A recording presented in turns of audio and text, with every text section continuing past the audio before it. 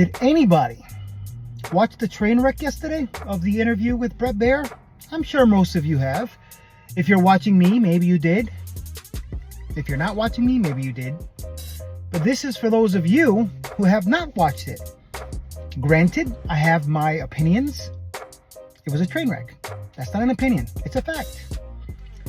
And you have to watch this. I had my own thing I was going to do where I was going to act like I was asking the questions and put clips of her stupidity. But Jesse did it. He did enough. So I will put his few minutes. Watch it. If you watch this and are in any way in agreement still with Kamala, you're an idiot. Please watch. Think. Covering the Kamala campaign's been disorienting. First, she was the most unpopular VP in history. Then she's Mrs. Messiah. Her record's radical left. Then she agrees with Trump, but her values haven't changed. Okay? Her VP's wooing white dudes and Obama's scolding the brothers. She hid from CNN for 5 weeks. Then she turned down the Fox debate. Now she's playing footsie with Rogan and begging to come on Fox. Well, be careful what you wish for, because Kamala Harris just sat down with Brett Baier for a half hour, and she was roughed up so badly, Pelosi's asking Joe to get back in. How many illegal immigrants would you estimate your administration has released into the country over the last 3.5 years? Well, I'm glad you raised the issue of immigration, because I agree with you. It is a topic of discussion that people want to rightly have. And you know what I'm going to talk about. Yeah, but right do you, now, just a number. Do you think it's 1 million, 3 million? Brett, let's just get to the point. Okay, the point is that we have a broken immigration system that needs to be repaired. So your Homeland Security Secretary said that 85% of apprehensions. I'm not finished. We have it's a rough estimate of 6 million people have been released into the country. And let me just finish. I'll get to the question. I promise you. I was beginning to answer. And when you came into office, your administration immediately reversed a number of Trump border policies. So, looking back, do you regret the decision to terminate Remain in Mexico at the beginning of your administration? The first bill, practically within hours of taking the oath, was a bill to fix our immigration system. Yes, ma'am. It was called the U.S. Citizenship Act of 2021. Exactly. It was essentially a pathway to citizenship for the... Yes, ma'am.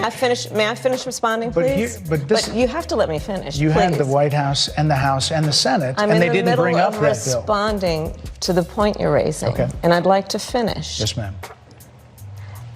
We recognized from day one that, to the point of this being your first question, it is a priority for us as a nation and for the American people.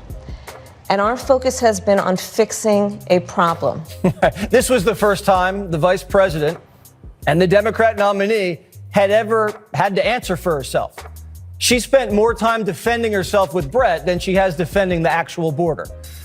Then it got personal. Former President Clinton actually referred to Laken Riley Sunday campaigning for you in Georgia, saying if those men had been properly vetted, Laken Riley probably would not have been killed. So if it wouldn't have happened, this is well before any negotiation. This is well before Donald Trump got involved in the politics. This is a specific policy decision by your administration to release these men into the country. So what I'm saying to you, do you owe Brett, those families an apology? Let me just say, first of all, those are tragic cases. There's no question about that. There is no question about that. And I can't imagine the pain that the families of those victims have experienced for a loss that should not have occurred. So that is true. It is also true that if a border security had actually been passed 9 months ago, it would be 9 months that we would have had more border agents at the border, more support for the folks who are working around the clock trying to hold it all together. Brett Baier is giving Kamala an opportunity to say if she were president, Laken Riley would have been alive. Kamala should have said that's something I would have done differently than Biden. I would have secured the border much earlier, but I was just the VP serving at the pleasure of the president. And if you vote for me, I promise I'll protect women like Laken Riley. At this stage of the campaign, saying, I'm sorry about the dead woman on my watch, it's all Trump's fault. It's not going to fly. Harris has never been pressed this hard on her border policies. And it continued. Madam Vice President, it was a policy decision in the early part of your administration. I will let one of the mothers talk about it. Take a listen. Because of the Biden-Harris administration open border policies catch and release, they were enrolled in the Alternatives to Detention program. This meant that they were released into the United States. It was not even a full 3 weeks later that they would take my daughter, Jocelyn Nungare's life. I believe the Biden-Harris administration open border policies are responsible for the death of my daughter. That's the early days. So do you owe them an apology is what I'm saying. I will tell you that I am so sorry for her loss. I'm so sorry for her loss. Sincerely. But let's talk about what is happening right now with an individual who does not want to participate in solutions. Let's talk about that as well. But do you want to answer in all fairness, I told you, I feel awful for what she and her family have experienced. During that time, you said repeatedly that the border was secure. When in your mind did it start becoming a crisis? I think we've had a broken immigration system transcending, by the way, Donald Trump's administration, even before. Let's all be honest about that. I have no pride in saying that this is a perfect immigration system. I've been clear, I think we all are, that it needs to be fixed. Kamala just said the border's always been broken, but it was secure for 3 years when Laken Riley was murdered. That doesn't make any sense. How did Trump break the border that you said was secure? You can't follow Kamala's logic because there is none. She doesn't know anything about the border. She doesn't care about the border. She just doesn't want anyone talking about it. Her whole interview was a continuation of a cover-up. Watch. Madam Vice President, you call Donald Trump. The significance of that. You call Donald Trump. He's misguided. You say now he's unstable. He is unstable, Brett. He's not well. You say he's mentally not stable. He's not stable. Let me ask you this. You told many interviewers that Joe Biden was on his game, that ran around circles on his staff. When did you first notice that President Biden's mental faculties appeared diminished?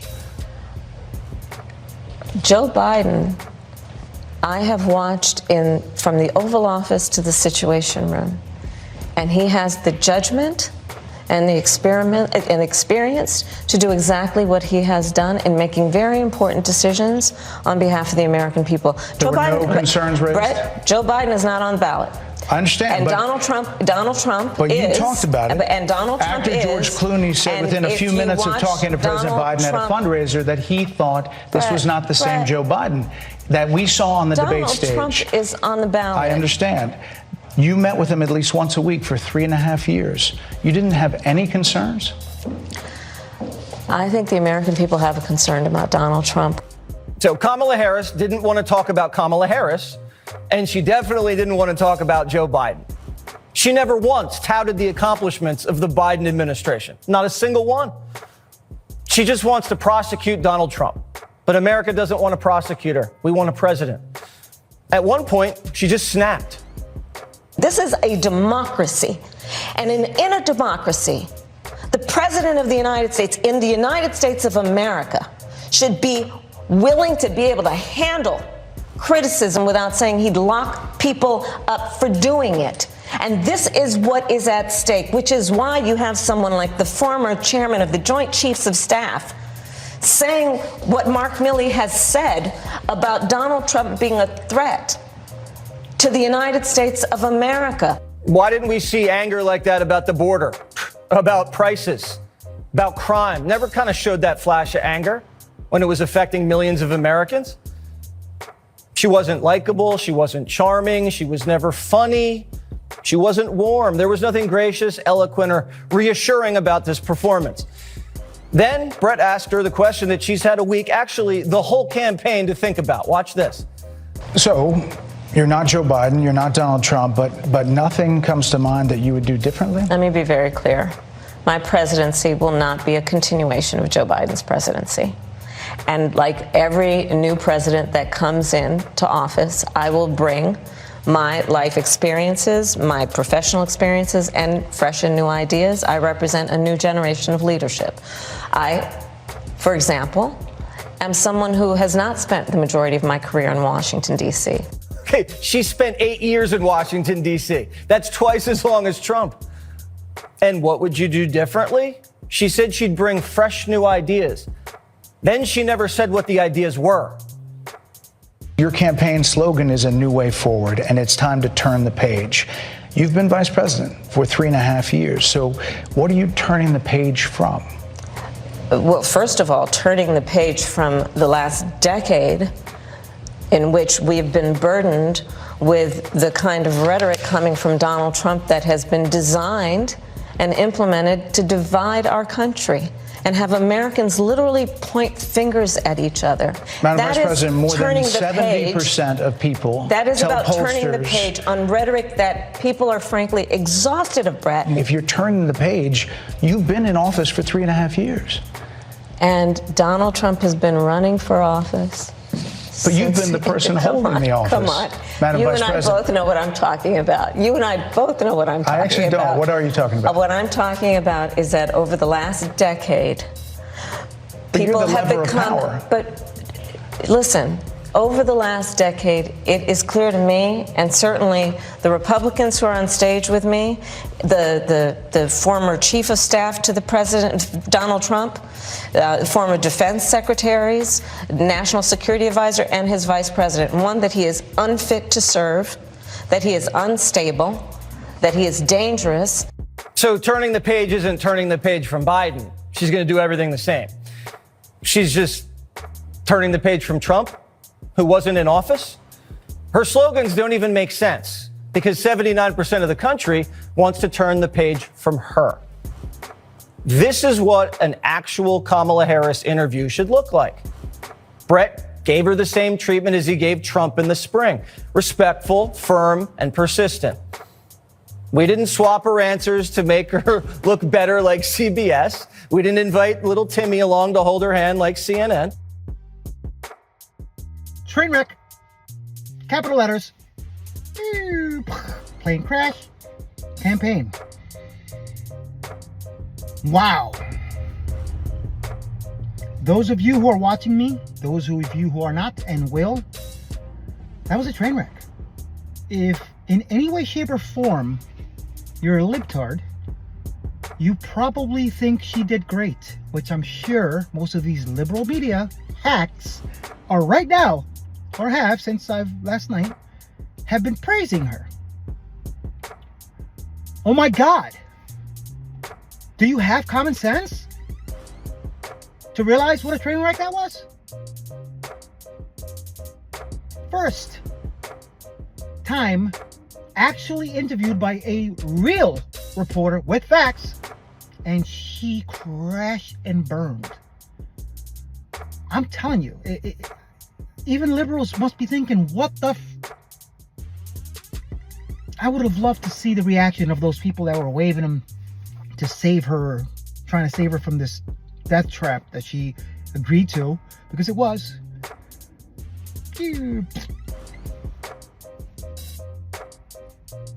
I'm just saying. And I haven't seen it yet on anybody else talking about this and posting their opinions on it, but she did slip in what I didn't see anybody else talk about: the unburdened by what has been statement. She kind of cut it and added some stuff in the middle. Check it out.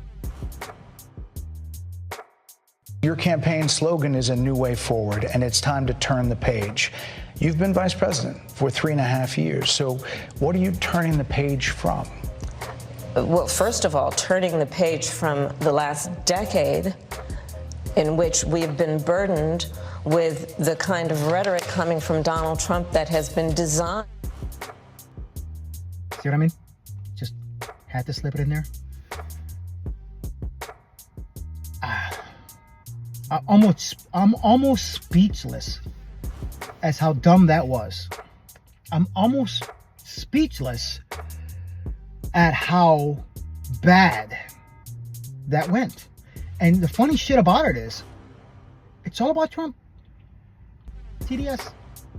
when there's no smart way of answering these actual questions that nobody else did, they divert it to Trump. It's all about Trump. Putting people in jail. When did he ever say that? I looked. When did he actually say he was going to put people, use the American military to put people in jail? Or as a political... That's what they're doing. They're trying to put Trump in jail, their political opponent. Those of you Latinos or anybody that comes from a dictatorship, this is what it is. The Democrats, if you don't agree with them, they're going to try to put you in jail. If you don't agree with their bullshit policies, they're going to censor you. Censor us. That's a dictatorship. Not Trump. Trump was already in office. He didn't do none of that shit. None of it. We prospered. Blacks prospered. Latinos prospered. Everybody did better. Gas was $2. Food was cheaper. Rent was cheaper. Car insurance was cheaper. Everything is effed. I wanted to say that word so bad. Oh my God. It's very hard. Common sense. Damn it. The next time I see a Harris Waltz shirt after last night, I'm going to laugh at you. I usually try to respect. I don't condone violence. I usually try to respect. I do under my breath. Talk shit. I laugh. If I'm with my wife, I'm like, look at this idiot. Especially if they still wear masks. I mean, come on. I can't say it over and over. What do they wear a mask for? Because they're ugly? That's probably the only reason I think of. They're trying to protect themselves from shame. Because they're ugly. Well, they have no teeth. Wow. Trump has already been in office. And we did better. This shit show that has been for the last 3.5 years is you, Kamala. You, Democrats. You. There it is. It's all your fault. We're going through the shit show. And last night proved it. Last night was amazing. Thank you, Brett Baer. That was amazing. Brett Baer did an amazing job. Yes, there were a few things that I wish he would have brought up, but he didn't have time. They cut him off. I would have loved to see the video of Kamala's handlers in the backstage going, oh my God, stop it, stop, save her. Trying to throw a rope, a life vest or something. But she was drowning, man. She was drowning. You like that little meme in the beginning? Brett Baer doing a suplex? I think that's what it was called. I haven't watched wrestling in so long, probably high school. And that's a long time ago. 53. Conservative. Ex-con. That's me. And last night, I could not help as I was watching this thing. I was hollering. I was just laughing. And my wife being, her not being into politics, I was actually shocked. We're watching a movie after this, and I'm still thinking about it, looking up stuff while, we're watching a movie. She hates that. And she finally asked. She was like, so, how bad was it? I was like, what do you mean? You don't ask me about this stuff. She said, no, I want to know. I'm actually curious. How bad was it?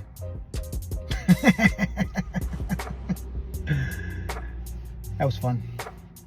She was like, good. I can't stand her. And she's not into politics. She doesn't know much about politics because she doesn't like to hear about it. But she knows. Because why? My wife has common sense. She married me. Why wouldn't she? Just saying. That was fun. A million people out there talking about last night. Probably not a million, I'm just saying. But enough. And they're talking to their same viewers. They're talking and repeating a lot of the same points. They probably didn't mention what I mentioned. I hope I got them all. Hope so. Kamala, thank you for agreeing to that interview. Democrats, thank you for putting on that shit show and allowing it to happen. And hopefully awakening the people who should have awakened. Those who are in the dark. Guys, I am talking to you, the ones that don't watch these shows. I am talking to you that are not on YouTube searching political stuff. I am talking to you who watch me. And then some, I hope, soon. It was comical. It was a train wreck. It was a plane crash. No survivors. Kamala, you're done. And as many people say it, Tyrese says it on Gutfeld. Is it Tyrese? Tyrese. Sorry. Don't want to get his name wrong. He's kind of big. Kick my ass. But I'll try. Because I'm me. But still, polls. If last night doesn't shift polls, even in the liberal media, they're idiots. And they're bullshitting you. So, gotta do what you gotta do. Get out. Bring people with you. Vote Trump 2024. So this shit show we're going through, this shit show you're going through, shit in our faces stops happening. Enjoy the rest of your day. Please follow, please share, please help when you can. Think in description. And have an amazing rest of the week. Trump, Vince 2024.